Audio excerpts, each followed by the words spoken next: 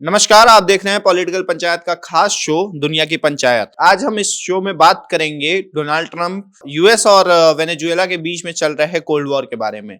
अभी हाल फिलहाल में डोनाल्ड ट्रंप ने अपने 12,000 सैनिकों के साथ कैरिबियन और पैसिफिक ओशियन में अपने गिराल्ड आर फोर्ड शिप को उतार दिया है, जो एक चलता फिरता मिलिट्री बेस भी कहा जाता है, जिसमें कई विमानों को प्लेस किया जा सकता है और वो किसी भी पल एक देश को तबाह करने की क्षमता रखता है।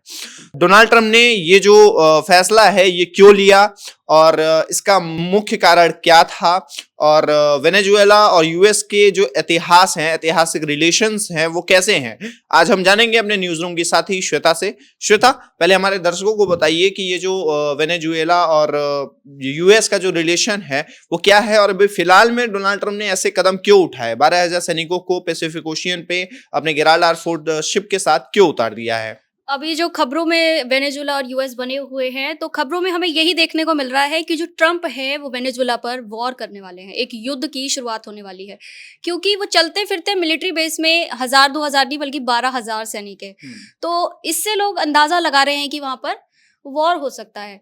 तो ये जो वॉर है, इस पर ट्रंप ने कहा है कि ये एंटी ड्रग मिशन है, जहां पर जो ड्रग की सप्लाई जो वेनेजुएला में की जा रही है, उसके बॉर्डर पर जो की जा रही है, उसके खात्मे के लिए इसे शुरू किया गया है और इस ऑपरेशन को नाम दिया है ऑपरेशन सदर्न स्पेयर ट्रंप ने। तो श्वेता, हमारे दर्शकों को ये बताइए कि जो वेनेजुएला और यूएस का इतिहास रहा है वो कैसा रहा है, उनके रिलेशंस पास्ट में कैसे रहे हैं और उसकी वजह से क्या अभी डोनाल्ड ट्रंप ने ये कदम उठाए हैं। शुरू से ही इनकी जो दोनों के जो रिलेशन है उसमें तनाव की स्थिति बनी हुई है। साल 1999 से अगर हम देखें तो बहुत बड़े जो सोशलिस्ट लीडर थे ह्यूगो चेवाज, वो उस टाइम पर सत्ता में आए थे और जब वो सत्ता में आए तो उन्होंने वहां पर समाजवादी विचारधारा को बढ़ावा दिया। अब जब समाजवादी विचारधारा है तो वो क्या कहती है, वो कहती है कि गरीबों के लिए काम करो आप। तो शेवाज का ये मानना था कि हमारा जो ऑयल है, हमारा तेल है, ये प्राकृतिक संसाधनों की जो श्रेणी में आता है। ये जो तेल है ये यहाँ के गरीबों के उपयोग में आना चाहिए, ना कि विदेशी कंपनियों के लाभ के लिए। तो इसके लिए उन्होंने ये एक तरीके से अभियान जैसा ही चलाया था और वहाँ से उनके अमेरिका के सारे डेटाबेस को उन्होंने खत्म करने की कोशिश की थी शेवाज ने, क्योंकि हम जानते हैं कि अमेरिका जो है वो कैपिटलिस्टिक कंट्री है। और इसके लिए उन्होंने एक बहुत बड़ा एक्शन ये लिया था कि जो वहाँ की सबसे बड़ी रिफाइनरी है, ऑयल रिजर्व है, जो पीडीवीएसए जो उनकी कंपनी है, उसको नेशनलाइज कर दिया। अब नेशनलाइज कर दिया तो ये सब सरकार के अधिकार में आ गया। सरकार के अधिकार में आने के बाद इस पर विदेशी कंपनियों को कोई प्रभाव नहीं रह जाएगा, अब सरकार के सीधे नियंत्रण में है ना वो। तो इसके बदले में ट्रंप ने क्या किया, 2002 में इनडायरेक्टली वहाँ के डेमोक्रेटिक लीडर्स के साथ तख्ता पलट की कोशिश की थी। और उसके लिए क्या किया था, अमेरिका की जो कुछ बहुत बड़ी संस्थाएं हैं वो क्या कर रही थी, उनको फंडिंग कर रही थी। तो ये मुद्दा था। उन लीडर्स को फंडिंग कर रही थी जो वेनेजुएला में इन ऑयल कंपनीज को कंट्रोल कर रहे थे। ये भी बता दूं मैं, 2013 तक शेवाज सत्ता में थे और उसके बाद निकोलस मडूरो जो है वो सत्ता में आए और उन्होंने भी इसी आइडियोलॉजी को फॉलो किया है। यानी उनकी भी विचारधारा सोशलिस्टिक विचारधारा थी जो कहीं ना कहीं शेवाज के विचारधारा से मैच कर रही थी और इसी वजह से शायद डोनाल्ड ट्रंप अभी नाखुश भी हैं वेनेजुएला के डिसीजन से। तो अभी हाल फिलहाल में ऐसा क्या हुआ जिसकी वजह से डोनाल्ड ट्रंप को 13,000 सैनिक या फिर 12,000 सैनिक पोर्ट जो ओशियन है वहां पे उतारने पड़े और क्या ये इसका मेन कारण क्या है, मतलब वो करना क्या चाहते हैं वेनेजुएला? कारण तो यही है कि वेनेजुएला की जो तेल की जो संपदा है उस पर अमेरिका कैसे अधिकार कर सकता है, वही उनका मेन मोटिव है अभी तक। लेकिन अमेरिका ने इसको ढक दिया है। अमेरिका ने इसको क्या बोला है, एंटी ड्रग मिशन। अब ये जो ड्रग वाला मिशन है वो तो दुनिया को पता है कि ये किस तरीके का मिशन अमेरिका करना चाहता है, क्योंकि हम सब जानते हैं कि ये जो टैरिफ वॉर है, उस टैरिफ वॉर में 25% टैक्स लगा है जो भी कंट्री वेनेजुएला से तेल खरीदती है, तेल इंपोर्ट करेगी। इसी वजह से भारत ने मुकेश अंबानी की जो रिलायंस की जो लाइसेंस दे रखा था उनकी रिफाइनरी को, वो लाइसेंस की वजह से मुकेश अंबानी वहां पर तेल खरीद कर पा रहे थे, लेकिन ये 25% टैक्स की वजह से उन्होंने इसको बंद। खैर, हम इस भारत वाले मुद्दे पे अभी थोड़ी देर बाद आएंगे। पहले श्वेता, हमारे दर्शकों को ये बताइए कि जो वेनेजुएला जैसा देश है, जिस तरीके का देश है और उसके जो लीडर्स हैं या फिर अभी जो उसके राष्ट्रपति हैं मदुरो, वो नहीं चाहते हैं कि अमेरिका या फिर डोनाल्ड ट्रंप हमारे प्राकृतिक संसाधनों का उपयोग करें। लेकिन डोनाल्ड ट्रंप ने फिर भी उनके ऊपर टैरिफ लगाया और वेनेजुएला का उस पर क्या रिएक्शन था, अभी जो उन्होंने 13-12 हजार सैनिक अपने ओशियन पे लगा दिए हैं। गेराल्ड फोर्स उनका सबसे ताकतवर जो शिप है उसको ओशियन में उतार दिया है। तो वेनेजुएला का इस पे क्या रिएक्शन है? क्या वेनेजुएला दबाव में है अभी, या फिर वो अभी भी वैसे ही रुख अपना रहा है जैसे उसके पहले थे?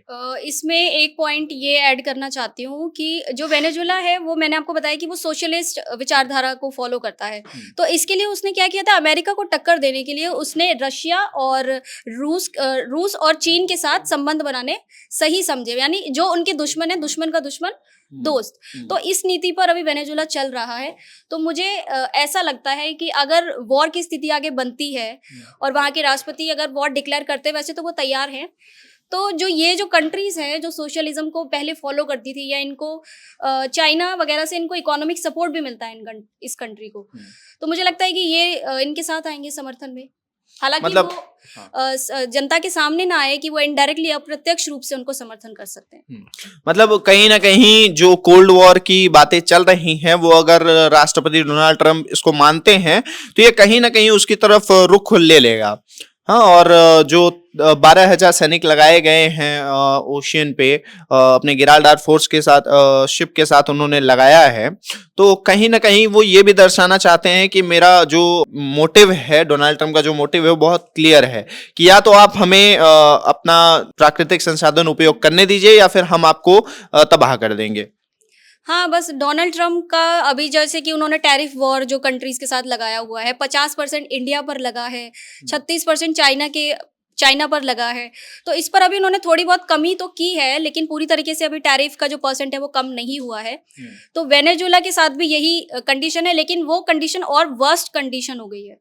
अच्छा, तो ये जो अभी हम कुछ देर पहले श्वेता बात कर रहे थे भारत की स्थिति के बारे में, भारत के ऊपर भी दबाव बनाया गया और भारत पे भी टैरिफ लगाए गए, तो भारत को क्या इससे कोई नुकसान है या फिर आने वाले समय में क्या भारत इससे कुछ नुकसान देखता है?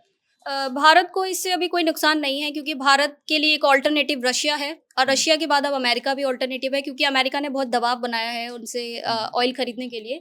तो हमने अभी तक डील की है, भारत पेट्रोलियम, इंडियन ऑयल, ये लोग ये कंपनीज जो हैं वो एलपीजी अमेरिका से परचेज करेंगे। ये साल भर का कॉन्ट्रैक्ट होगा, 22 लाख टन करीब खरीदा जाएगा। तो ये कॉन्ट्रैक्ट है अभी। ठीक है, तो दर्शकों, आपने श्वेता से जाना कि जो डोनाल्ड ट्रंप ने अपने सैनिक ओशियन पे उतार दिए हैं और अपने सबसे ताकतवर शिप को ओशियन पे उतारा है, उसका सबसे बड़ा कारण क्या था, वेनेजुएला से उनके रिलेशंस क्या हैं, अभी फिलहाल में कोल्ड वॉर की स्थिति क्यों बनी है, और पुराने समय से जो इनका रिश्ता रहा है वो कैसा रहा है। आगे हम आएंगे और भी अन्य खबरों और भी बड़ी खबरों के साथ और भी रोचक खबरों के साथ। तब तक के लिए बने रहिए हमारे खास शो दुनिया की पंचायत पे, देखते रहिए पॉलिटिकल पंचायत। अगर आप चैनल पर नए हैं तो इसको सब्सक्राइब करना ना भूलें, वीडियो अच्छी लगी हो तो लाइक, कमेंट और शेयर कर दें। हम आपके साथ फिर मिलेंगे, धन्यवाद।